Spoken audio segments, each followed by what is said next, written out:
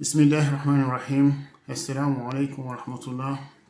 Chers frères et sœurs en islam, Alhamdulillah Rabbil Alamin, nous rendons grâce à Allah subhanahu wa ta'ala, notre Créateur, qui nous a permis par son immense grâce de nous retrouver ici ensemble dans nos cercles de dhikr du jeudi soir, rien que pour adorer Allah subhanahu wa ta'ala et prier sur son prophète Muhammad sallallahu alayhi wa sallam. Et tout ceci sous la guidance de notre cher Mawla et Sidi Hajj Mohamed Cheikh, qu'Allah subhanahu wa ta'ala intensifie sa lumière, ainsi que celle de son père, Mawla Cheikh Tidjani, le fondateur de notre noble voie, ainsi que celle de son grand-père spirituel, le prophète Muhammad sallallahu alayhi wa sallam, la source créationnelle. Alhamdulillah Rabbil Alamin, à ces entités spirituelles qui sont le prophète, qui sont Mawla Cheikh Tidjani, qui sont Sidi Hajj Mohamed Cheikh, nous leur demandons d'agréer notre statut de disciple et de valider également notre cheminement dans cette voie de la Tijaniya. Allah subhanahu wa ta'ala nous apprend, Mawla Sidi Hajj Mohamed Cheikh a fait descendre le Coran pour nous guider, on va dire, sur le droit chemin. Et donc nous sortir de l'obscurité pour nous amener vers la lumière. Et donc, ce Coran qui est notre guidance vers la lumière, nous devons nous en accaparer, en faire notre affaire, l'apprendre, l'étudier, le lire régulièrement. Mais attention, l'apprendre, l'étudier, le lire ne suffit pas. Nous devons faire du Coran notre comportement au quotidien. Nous devons faire du Coran notre façon d'être. Mawla Sidi Hajj Mohamed Cheikh nous apprend que quand on a posé la question à notre maman Aïcha, quelle était la nature, les caractéristiques principales du prophète Muhammad sallallahu alayhi wa sallam, Mawla Sidi Hajj Mohamed Cheikh nous apprend que la réponse de notre mère Aïcha était que les caractéristiques du prophète, les valeurs du prophète étaient le Coran. Sa façon d'être, c'était le Coran. Et donc, notre source d'inspiration, notre référence doit être ce Coran-là. Mais il est important dans ce cas de se plonger dans la compréhension du Coran, de s'attarder, de s'arrêter sur comment est-ce qu'il faut utiliser ce Coran-là. Est-ce que le lire, justement, nous permet de le comprendre? C'est ça la vraie question. Mais c'est ça aussi la question qui pose aujourd'hui beaucoup de problèmes dans la communauté musulmane en général. Parce que, figurez-vous, chers frères et sœurs, le Coran, c'est pas juste quelque chose qu'on lit et qu'on applique tel quel. Le Coran a une face apparente et une face cachée. Cette face apparente du Coran, effectivement, c'est cette partie du Coran que l'on apprend auprès d'un maître coranique. Parce qu'il y a une différence fondamentale entre un maître coranique et un maître mystique. Le maître coranique, il t'apprend le Coran. Le maître mystique, il illumine ton âme. Le maître mystique, il te fait ce qu'on appelle une éducation spirituelle. Quand le maître coranique t'apprend la charia, le maître mystique, il te plonge dans ce qu'on appelle la haqiqa muhammadienne. Quand la charia te traduit le Coran de façon universelle, compréhensible et acceptable pour tout le monde, la haqiqa voyage avec toi dans la profondeur du Coran, dans la profondeur spirituelle du Coran. La haqiqa te plonge dans ce qu'on appelle la face cachée du Coran. Et les chouyours nous disent, Mawla Sidi Hajj Mohamed Cheikh nous dit que cette face cachée du Coran, c'est un océan. C'est un océan sans rivage. C'est un monde sans fin. Pétri de sciences cachées. C'est ça la haqiqa muhammadienne. Cela veut dire quoi? Cela veut dire que les grâces d'Allah subhanahu wa ta'ala pour la réalité de Muhammad sont infinies. Et c'est dans cette grâce que se cache la face cachée du Coran. Pour y accéder, il faut avoir un maître mystique. Un maître mystique peut te donner une façon de traduire et de comprendre le Coran qu'un maître coranique ne te donnera pas. Un maître coranique, il te donnera juste la traduction du Coran selon la langue arabe. Le maître mystique, il te donnera la traduction du Coran selon sa profondeur, telle que Allah subhanahu wa ta'ala l'a inspiré au prophète Mohammed et que le prophète Mohammed l'a enseigné au maître mystique. J'en veux pour exemple, si on prenait par exemple la sourate 52, les 4 premiers versets, la maison peuplée. Le maître coranique, il va te l'apprendre tel quel. Watour, par le mot, par le Coran, par un livre écrit, sur un parchemin déployé, par la maison peuplée. Voilà ce que t'apprend le maître coranique. Il ne t'apprendra pas la profondeur. Si tu pousses le maître coranique pour essayer d'en savoir plus, il te dira, le hadith a dit que Baytul Mamour, c'est la réplique de la Kaaba qui se trouve au 7e ciel. Il y a 70 000 anges qui, tous les jours, en rentrent et en ressortent. Voilà ce que te dira le maître coranique. Voilà l'interprétation basique qu'il te donnera du Coran. Et voilà, au pire des cas, on va dire, le hadith qui va rajouter pour tenter de t'expliquer ces 4 versets. Tout minime en conversion du Coran. Mais tout minime, mais d'une profondeur extraordinaire. Alors, qu'est-ce qu'il va te dire le maître mystique? Quand le maître coranique va s'arrêter là, le maître mystique, lui, qu'est-ce qu'il va te dire? Moulay Sidi Haj Mohamed Techer, qui est notre maître mystique, nous dit attention. Le prophète Mohammed sallallahu alayhi wa sallam, dans la haqiqa muhammadienne, nous a permis de visiter Baytil Mamour. Baytil Mamour, effectivement, est la réplique de la Kaaba.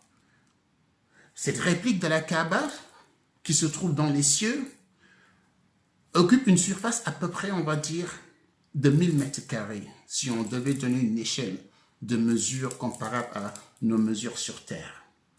Moulay Sidi Haj Mohamed nous dit que c'est donc dans un espace de 1000 mètres carrés. Dans ces 1000 mètres carrés, nous avons une bâtisse de 150 mètres carrés, composée d'un salon, d'une chambre et d'un couloir.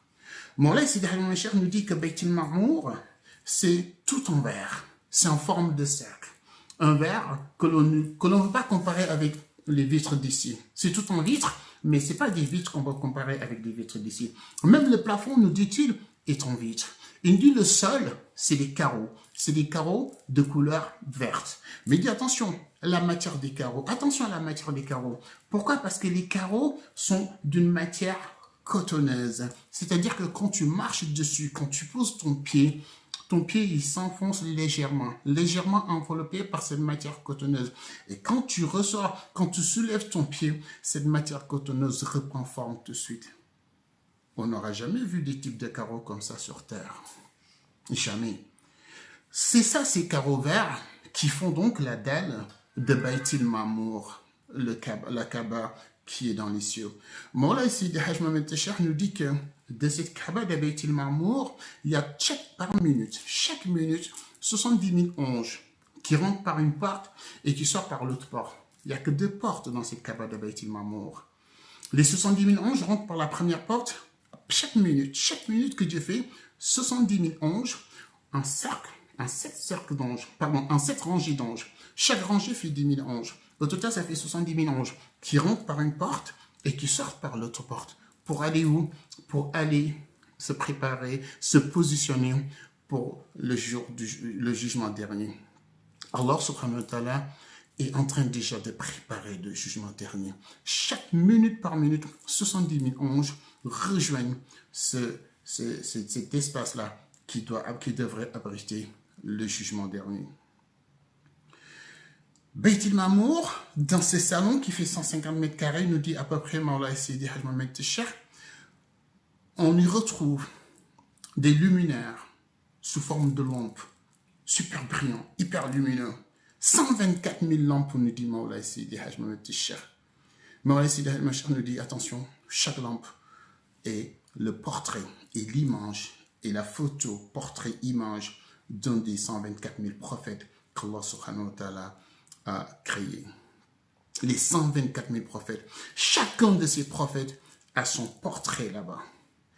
Et le reflet, l'intensité de la lumière reflétée par chaque image nous donne une idée de l'élévation, de la proximité de ce prophète-là vis-à-vis de notre Seigneur.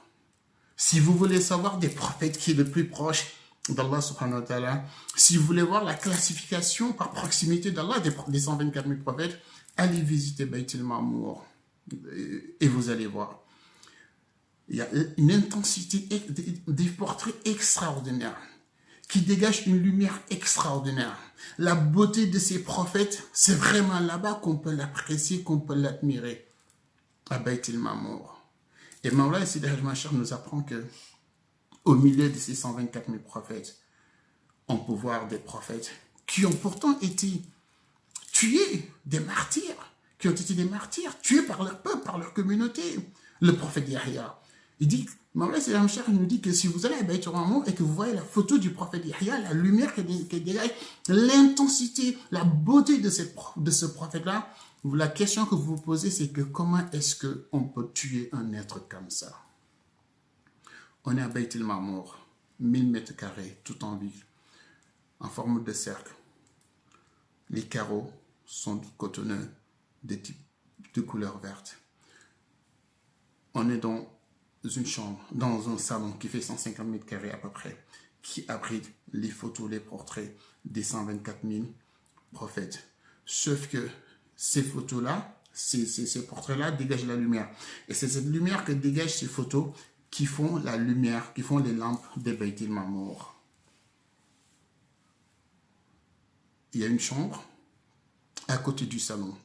Cette chambre, nous dit Mawlay Sidi Mohamed Cheikh, abrite les photos des Ahtab. Les Ahtab, ce sont, si vous voulez, Mawlay Cheikh Tidjani, le fondateur de la Tijaniya, qui est le khatmiya et les 4 milieux du prophète Mohammed sallallahu alayhi wa sallam, et les 4 grands pôles cachés. Et là, vous trouvez les photos des Ahtab, les unes plus lumineuses que les autres. Et au milieu de ces photos des Ahtab, on a la sublime photo de Mawlay Cheikh Tidjani qui brille de 1000 feux, qui dégage une lumière extraordinaire. Si vous retournez dans le salon et que vous vous retrouvez au milieu des 124 000 prophètes, là, on voit rayonner la lumière du prophète Mohammed sallallahu alayhi wa sallam. Mawlay Sidi Haj Mohamed Cheikh nous dit qu'une fois que vous êtes en face du portrait du prophète Mohammed sallallahu alayhi wa sallam, vous ne voyez plus les portraits des autres 124 000 prophètes parce que le portrait du prophète Mohammed sallallahu alayhi wa sallam dégage une lumière qui vous illumine, que vous ne verrez plus rien. De ces 124 000 prophètes, on retrouve les 313 prophètes qui ont été envoyés sur terre. Les autres 124 000 prophètes, le reste des 124 000 prophètes qui n'ont pas été envoyés sur terre sont au 4e ciel, nous dit physiquement Mawlay Sidi Haj Mohamed Cheikh, ils sont au 4e ciel en train de faire le zikr de Ismaïl Azam. Et de ces 4e ciel où ils font le zikr d'Ismaïl Azam, il n'y a qu'une seule femme qui les accompagne dans ces zikrs-là. C'est Marie, la mère du prophète Jésus-Christ, du prophète Isa. Mawlay Sidi Haj Mohamed Cheikh nous dit que à Bayt al-Ma'mour, en plus de voir les beaux portraits des prophètes, du prophète Mohammed sallallahu alayhi wa sallam, de Mawlay Cheikh Tidjani, on y retrouve également, si vous voulez, ce qui faisait les affaires personnelles des prophètes quand ils vivaient sur terre et de certains shuhadou, de certains awliya. Voyez-vous, quand des fois on vous dit que ben tiens, on a un bout de cheveux, c'était un cheveu du prophète Mohammed sallallahu alayhi wa sallam, ou qu'on vous montre une paire de chaussures en disant que c'était les chaussures du prophète Mohammed sallallahu alayhi wa sallam. Mawlay Sidi Haj Mohamed Cheikh nous dit que non, c'est juste une copie de ces chaussures, mais les vraies chaussures du prophète Mohammed sallallahu alayhi wa sallam, Allah subhanahu wa ta'ala les a fait monter à Bayt al-Ma'mour. On lui dit, mais comment est-ce possible? Il nous ramène dans ce qu'Allah subhanahu wa ta'ala nous apprend dans le Coran, quand il nous dit qu'il a élevé le prophète Isa. Effectivement, quand le prophète Isa a été encerclé, c'est pas moi qui dis, c'est pas moi, c'est Mohamed Cheikh qui dit, c'est le Coran qui dit.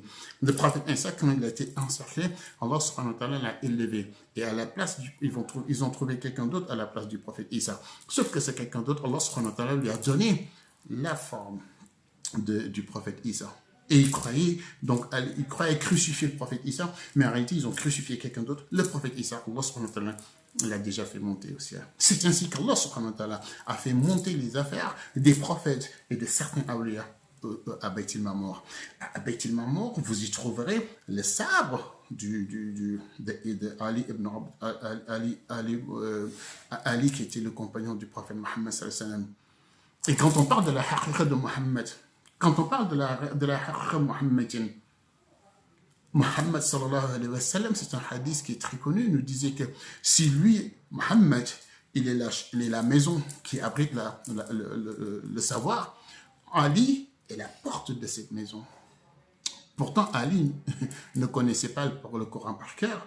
Pourtant, Ali ne faisait pas partie des Sahaba qui connaissaient le Coran par cœur. Et donc, cette science qu'il avait, qui fait qu'il était la porte du savoir, si Mohammed est le savoir, qu'Ali est la porte du savoir, d'où est-ce qu'il tient ce savoir-là? D'où est-ce qu'il tient ce savoir-là? Ce qui a donné à Ali ce savoir-là, c'est ça. C'est la même chose. C'est la même source qui ravitaille, qui alimente les awliya en termes de savoir. On est dans le domaine de la haqiqa muhammadiyya. Et donc, les habits que portait le petit-fils du prophète Mohammed al-Hussein, les habits qu'il portait Imam Hussein, les habits que portait Imam Hussein quand il a été assassiné, sont également exposés là-bas à Bayt al-Mamour, nous dit Mawlaya Seydi Hajj Mohamed Cheikh. Mais ce qui est le plus extraordinaire, chers frères et sœurs, c'est ce que nous dit Mawlaya Seydi Hajj Mohamed Cheikh. Il nous dit le dhikr est la porte d'entrée, est la porte d'accès à la haqiqa muhammadiyya. Mais quel dhikr? Le dhikr qui est encadré par un vrai maître mystique. Il dit pourquoi? Parce que il est possible pour nous autres d'aller dans les cieux, visiter les espaces célestes, visiter les assemblées célestes, visiter les baptistes célestes, visiter Bayt al-Mamour, nous dit Mawlaya Seydi Hajj Mohamed Cheikh. Il dit pour les visiter, on a besoin de deux dhikr. On a besoin du dhikr de la ilaha illallah, qui est donc la lumière de ce qu'on appelle Nuru Uluhiyat, donc la ilaha illallah, le zikr de la ilaha illallah qu'on vient de faire là, il y a quelques minutes ensemble. Mais on a besoin aussi de la lumière du prophète, Nuru Nabawiyya. Et pour cela, il nous faut prier sur le prophète. Et quelle est la meilleure prière sur le prophète? La Salatul Fatiha. Et c'est donc la ilaha illallah et la Salatul Fatiha qui te permettent de visiter Bayt al-Mamour, nous dit Mawlaya Seydi Hajj Mohamed Cheikh. C'est ton maître mystique qui te fait la formation mystique. Et quand tu sauras que tu es maintenant prêt, il t'autorise à visiter Bayt al-Mamour. Ce qu'on vous dit là, c'est des réalités. Je vous donne un exemple. Le sabre du Sahaba, du compagnon du prophète Ali, exposé à Bayt al-Mamour. Pourtant, Omar, un autre compagnon du prophète, en termes de physique et de puissance physique, était 10 fois plus physique, plus puissant que le compagnon Ali. Quand Ali posait son sabre par terre, Omar, qui était 10 fois plus costaud que lui, n'arrivait pas à soulever le sabre de Ali. Pourquoi? Parce que ce sabre posé par terre, il fallait un secret pour le lever. On est dans la haqiqatu muhammadiyya. Et donc, dans l'islam, il y a ce qui est universel, qui est à la portée de tout le monde. Et ça, c'est ça qu'on apprend à tout le monde. Mais il y a ce qui est caché. Mais qui est accessible par les ruh, par les âmes. Et pour ça, il faut une éducation spirituelle des âmes. Et pour ça, il faut un maître mystique. C'est dans ce cadre-là qu'on se retrouve dans les daïras. C'est dans ce cadre-là qu'on se retrouve à faire des dhikrs ensemble, à faire des cercles de dhikrs. Et cette élévation spirituelle nous permet d'adorer Allah, non pas parce qu'on a peur d'aller en enfer, nous permet d'adorer Allah, non pas parce qu'on va aller au paradis, mais nous permet d'adorer Allah par amour pour Allah subhanahu wa ta'ala et par son prophète. Je remercie encore notre cher Moulay Sidi Haj Mohamed Techer qui nous permet de nous exprimer ici parce que nous n'avons aucun autre savoir à part celui qui nous a appris.